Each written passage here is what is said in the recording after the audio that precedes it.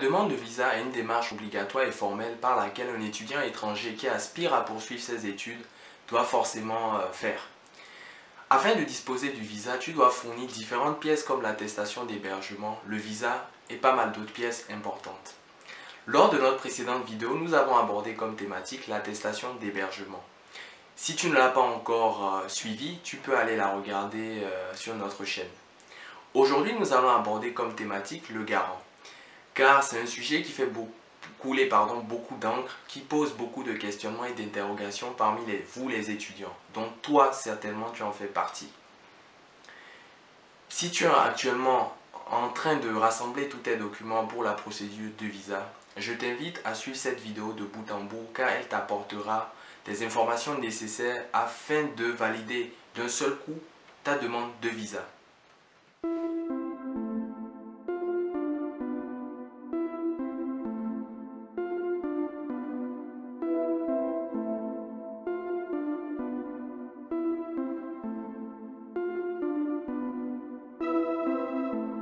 Moi c'est Christian Azad de la chaîne Étudier et Vivre en France. À travers celle-ci, j'aborde de nombreuses thématiques sur la vie estudiantine en France en général et en particulier pour les étudiants étrangers. Si toi aussi tu veux faire partie de cette belle aventure, tu as deux choses à faire. L'une, abonne-toi à cette chaîne et la seconde, active la cloche pour être informé de l'apparition de nos nombreux contenus qualitatifs comme celui-ci qui vont t'aider certainement à réussir et à simplifier ta démarche Campus France et surtout à réussir ton séjour en France. Le garant. Le garant est cette personne qui se porte volontaire à assurer tes arrières financièrement lors de ton séjour en France. C'est cette personne qui, en cas de déconvenue, est prêt à assumer tes difficultés financières. Entre autres, on ne va pas se mentir, c'est surtout ça, c'est l'aspect pécuniaire, l'aspect financier qui concerne le garant. Donc c'est cette personne qui assume tout ton séjour en France financièrement si tu n'arrives pas à assumer toi-même tes arrières. Avant de développer ce sujet, je tiens à préciser 3 points capitaux.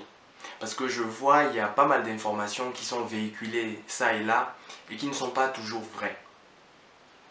Le premier critère, ton garant doit avoir un revenu minimum de 1800 €. Ça fait à peu près 1 180 000 si je ne me trompe pas.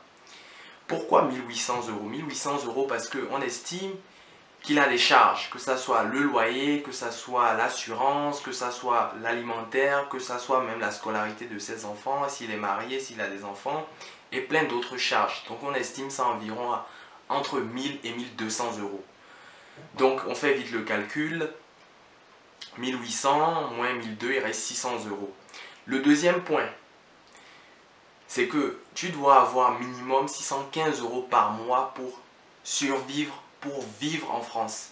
Parce que entre le loyer, entre ton alimentation, les loisirs, les charges universitaires, ça va très vite et 615 € est le minimum. Ce n'est pas 415 € comme certains le véhiculent. Parce que si tu prends en compte 415 €, crois-moi que lors de ta demande de visa, ton dossier ne passera pas. Donc c'est 615 €. Le troisième point, et qui n'est pas négligeable, il faut que ce garant ait un lien de parenté avec toi. Cela rassure le consul, cela donne encore plus de crédit à ton dossier. Il peut s'agir de ton oncle, de ton grand-père, de ta grand-mère, de ta tante, de ta mère, de ta soeur et j'en passe. Donc une fois que tu as bien compris, bien cerné ces 3 points, il faudrait que ton garant mette en place une attestation bancaire de dépôt permanent et irrévocable de 615 € par mois ou d'un virement unique de 615 fois 12, ça fait à peu près 7200 €. Il faudrait également qu'il rédige ou que tu la rédiges cette attestation comme quoi il ou elle se porte garant pour assumer tes charges en France pendant toute la durée de tes études. Donc c'est vraiment une attestation basique que toi-même tu peux produire ou lui ou elle peut te faire. Donc il y a ça, il y a l'attestation de prise en charge, il y a l'attestation bancaire de dépôt irrévocable de 615 € ou virement unique. Le troisième point, il faut le justificatif du lien de parenté. Donc ça peut être un livret de famille ou un acte de naissance, par exemple. Et le quatrième, qui n'est pas négligeable, sa pièce d'identité. Après avoir fourni ces documents, aborder les différents profils de garant. Le garant salarié. Le garant salarié, c'est celui qui exerce une activité généralement en CDI dans une entreprise privée ou publique. Les pièces qu'il doit fournir sont l'attestation de travail, le bordereau CNSS, le dernier bordereau CNSS, ces 3 fiches de paye, ces 3 relevés bancaires. Maintenant, concernant le garant qui est en France, qui travaille en CDI en France, il doit fournir son attestation de travail, ses 3 fiches de paye, son avis d'imposition, ses 3 derniers relevés bancaires. Le deuxième point, le garant commerçant ou qui exerce une activité libérale. Il faut qu'il fournisse sa carte professionnelle ou son registre de commerce ou sa carte professionnelle, son dernier avis de patente, ses 3 relevés professionnels, ses 3 relevés bancaires personnels. Donc professionnels, quand je dis professionnel, je parle toujours de la banque. Et il faut qu'il fournisse également son avis d'imposition. Le troisième point, le garant, pour ce qui est du garant qui exerce une activité libérale en France, c'est les mêmes documents qu'il doit fournir, les mêmes documents. Le troisième point, le garant étudiant. Le garant étudiant, c'est généralement cette personne qui, après avoir eu une licence ou un BTS ou un autre diplôme, a décidé d'exercer pendant ce temps, après ces diplômes, une activité professionnelle sur une durée généralement déterminée. Donc cette personne est en mesure de se prendre en charge. Il faudra fournir nécessairement pour cette personne ces 3 relevés bancaires parce qu'il faut qu'il justifie de la façon dont il a acquis les fonds qui sont sur son compte bancaire. Donc il peut également fournir ces 3 fiches de paye et il faudrait nécessairement qu'il fournisse une attestation de dépôt irrévocable et permanent de 615 € par mois sur un compte bancaire français. Je me doute, quelqu'un qui est en Afrique ne peut pas avoir un compte bancaire français, ce qui est logique et qui est cohérent. C'est pour ça que je ne comprends pas, c'est mon avis, pourquoi on demande une telle pièce alors qu'on sait très bien que généralement la personne qui aspire à poursuivre ses études en France ne peut pas disposer d'un compte bancaire. Donc l'autre option, c'est de faire une attestation de dépôt, une attestation bancaire d'ordre de transfert irrévocable, bien entendu, de 615 € par mois. Cette possibilité, cette option est possible, bien entendu, en disposant d'une carte bancaire d'une banque nationale et qui exerce des activités à l'international.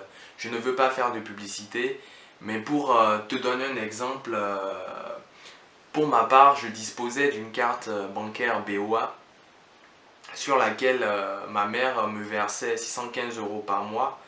Et avec cette carte, j'allais au guichet d'une banque et j'allais retirer les fonds pour ensuite les verser sur mon compte bancaire français. Donc c'est une option envisageable et réaliste que tu peux faire si tu n'as pas de garant salarié ou garant entrepreneur ou commerçant, que sais-je, voilà, ou libéré, d'une profession libérale. Avant de finir cette vidéo, je tiens à faire quand même quelques précisions. Ne t'amuse jamais, ne prends pas de risque à fournir des pièces fallacieuses ou de ne pas fournir assez de justificatifs. Parce que plus tu fournis de pièces, et mieux c'est.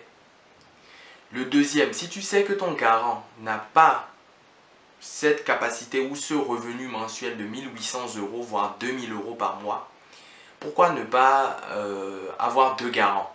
Mais il faut que ces 2 garants soient de ta famille, nécessairement.